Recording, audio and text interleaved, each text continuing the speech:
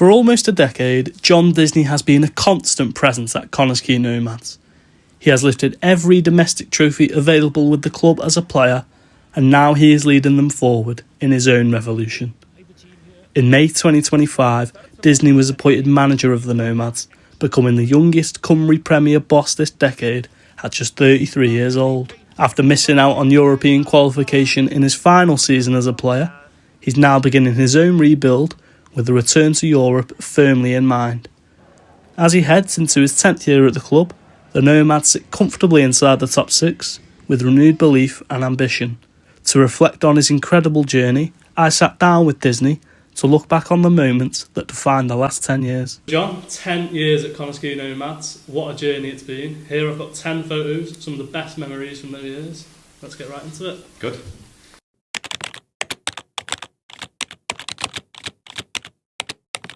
So here we have your competitive debut, a 2-1 win versus Llandudno. Yeah. When you look at this photo, what's the first memories that come back? Well, in fairness, so probably as we sit here in January, it shows that it was the 26th of March when I made my debut. So I think when I signed for the club, and Andy Morrison obviously signed me from Hensford, he sort of sold the dream of what was Connah's Quay was going to be. So I just think, looking back there, 10 years has flown by. But I remember in that game I had to do a little man marking job, and that was my way to get into the team, try and prove myself to the players, prove myself to the lads, and managed to do it. But yeah, I mean, again, if you'd have said to me at full time on that night that you're going to be at the club still 10 years later, I probably wouldn't have believed it. Photo 2 is a goalless draw, but it was the club's first ever game in Europe. Yeah. How big was this that for the club? Yeah, massive. And again, when you come new into the league, I think when we won the playoffs in the May, you were just like, oh, right, the club's going into Europe. And I think, probably now as I see the club as I do in my role now, I think, the amount of planning, preparation, organisation from volunteers, obviously everybody involved in the club at the time, all of the staff. It was a fantastic first result, and managed to do the business in the away game, and I think that's just catapulted or started the success of the club massively, and it's just probably where the journey of our success has come from in that.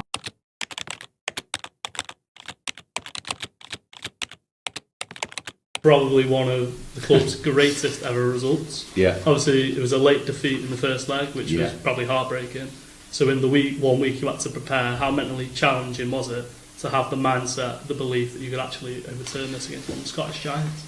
As a player, you just crack on and you think, right, how do I do well in the next game? How do we collectively do well? But as a management staff at that point in time, how low we were as a group in the changing room after conceding 2 late goals in real where we thought we'd played really well. We were, and trying to get us back up and going again is probably testament to the staff. Yes, we had a good group of players: Wildy, Callum, Danny Harrison, Danny Holmes, George, Declan, who's still here today. Loads of players that were obviously very mentally strong and resilient, but it was tough to get back going. And we went there full of belief that we could try and get a result. And again, it was like the football gods were watching over us, because we managed to get we missed a massive opportunity. Callum missed a big opportunity early on, and then Lewis Brass probably ended up being man of the match that day, and he was fantastic. But yeah, sold out Kilmarnock in Europe, and unbelievable just to get a victory, and then obviously what that brought afterwards to the opportunity to play at Partizan Belgrade after that was amazing, and fantastic occasion for the club.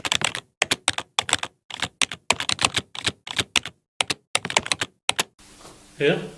Back-to-back JD Cymru Premier titles. Yeah. Obviously, the first season cut short to COVID. People they wouldn't have went on to win it anyway. Yeah. But next year, you proved all the doubters wrong. So take us back to that moment when that full-time whistle blows versus Pennybont, and you knew the title was secured. What's going through your head?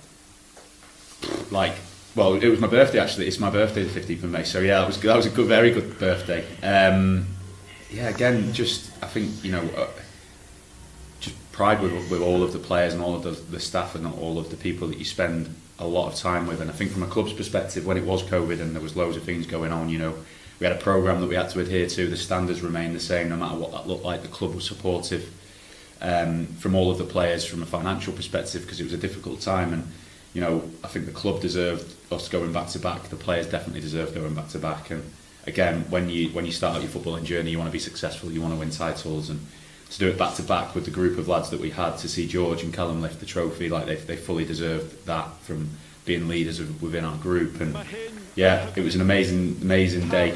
Connah were first class hosts as well. They were really good, and yeah, I think it was nice for the Welsh system as well to see somebody else win the league, and we managed to do it back to back and in front of a few fans that were managed to travel that day. And of course we wanted all of our families to be there, but that wasn't to be the case at that point in time. But to share it with the lads and the staff was amazing, and probably one of my proudest achievements in football.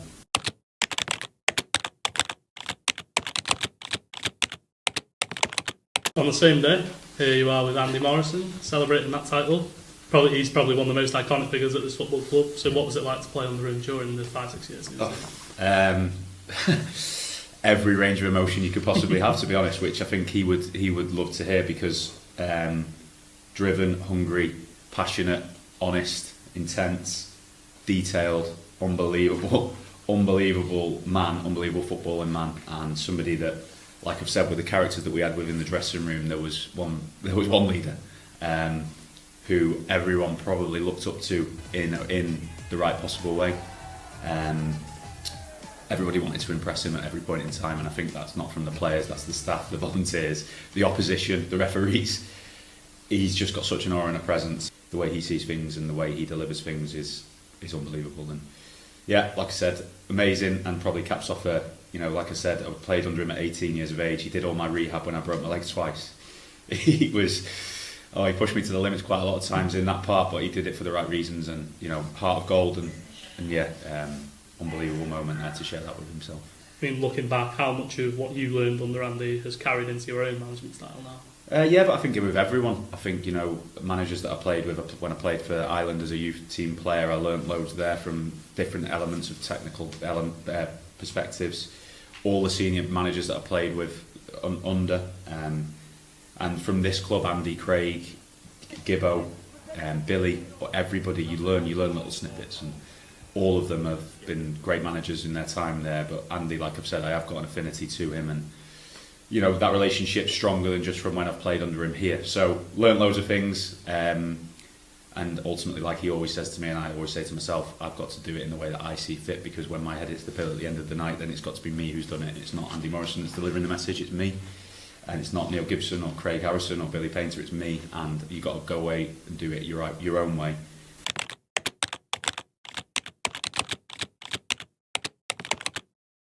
Just under 2 years ago, you won the JD Welsh Cup.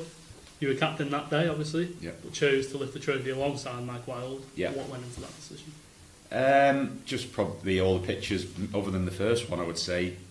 Wildie was with us, with me. And probably knew at that point in time, or definitely internally we knew at that point in time, that he was going to be moving on to pastures new.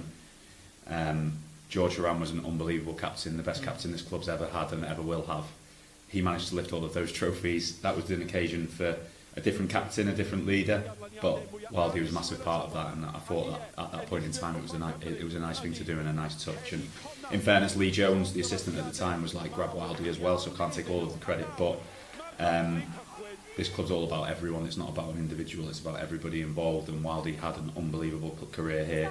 Going back to the day, it was unbelievable, and it was an unbelievable occasion. I got to walk out with my son. My son's on the celebration pictures there, my wife, my kids, my family were all there in the crowd, and yeah, unbelievably proud that day, and it caps off a very good season under Gibbo and Jonah and all of the staff and all of that group of players who managed to finish second and win the Welsh Cup. It was a fantastic season for us, and I was the lucky one to wear the armband.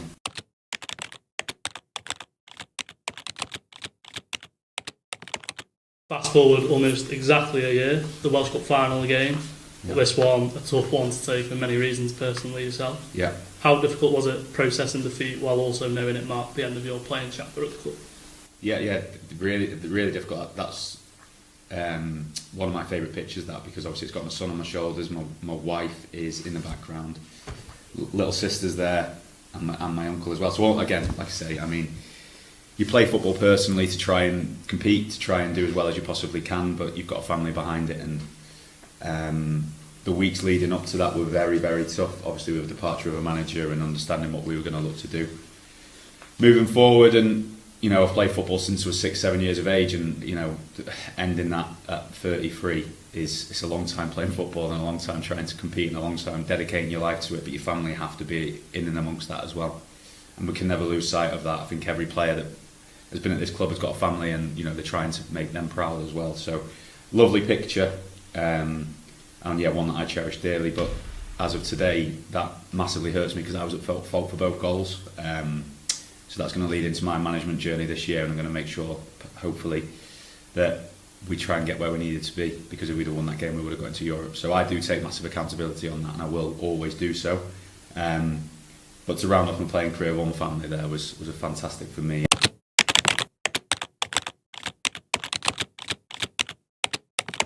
Present day, appointed as Quay Nomads manager. Yeah. Was this almost a sudden change after your final game as a player, or was becoming Nomads manager something you'd been discussing, something you'd always been working towards? It wasn't something that I was, if you'd have asked me on the 20th of April, with the final being on the 4th of May, that in a month's time you're going to be the manager of the football club, that wasn't something that I would have ever known. Or something that I was looking to do. I was focused on trying to get the club into Europe as a player solely, and that was it. I was going to lead us, and I had another year left on my contract as a player. So when the call came from Gary Dewhurst to obviously have a meeting with him and speak to him, it was a decision that I had to think about, and I had to speak to my wife about, my family about, and to understand what that might look like moving forward. But I've learned so much over the 10 years, personally, professionally, and I felt it was the right time to sort of step into it, and I felt that with how good the club have been to me, that I probably owed the club something back in return. And I've been given an opportunity, and I'm hopefully repaying that trust at the moment, and we've got a long way still to go. The youngest JD Cymru Premier manager this decade, and still one of the youngest managers in the whole country at this present day. Yeah. Do you see that as a challenge or an advantage? Bit of both, potentially, because when things don't go right, people probably say he's a young manager. When things do go right, he probably goes, look how young, hungry and driven he is. I just see me as me, and I think that the players hopefully just see me as myself, and I think that age is just what it is. I'm learning every single day, but when I speak to people who have been managing football clubs for 20 years, they still say that they're learning. So it's a constant journey and a constant element where you've got to keep learning. You can't look back, you've got to move forward.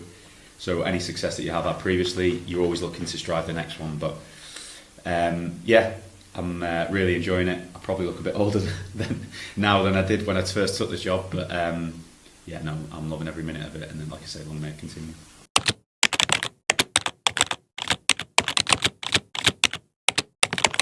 It's been an absolute pleasure going through these photos with you. Finally, I'd just like to know, what do you want the John Disney team to be known for? Winning games is always nice, because it probably keeps everybody in a job for longer. No, I think probably from what I instill, hard work, dedication, emotion, intelligence within the pitch on the game, and like I said, a winning mentality, and also very respectful. I think I had loads of battles as a player with individual people, but I always shook their hand afterwards. And yeah, you might be seen as a character on the pitch that you probably aren't as a person. But final point would always be a team that is a John Disney team. I would like the fans to be proud of them, and hopeful that's what it's been so far, and long may it continue.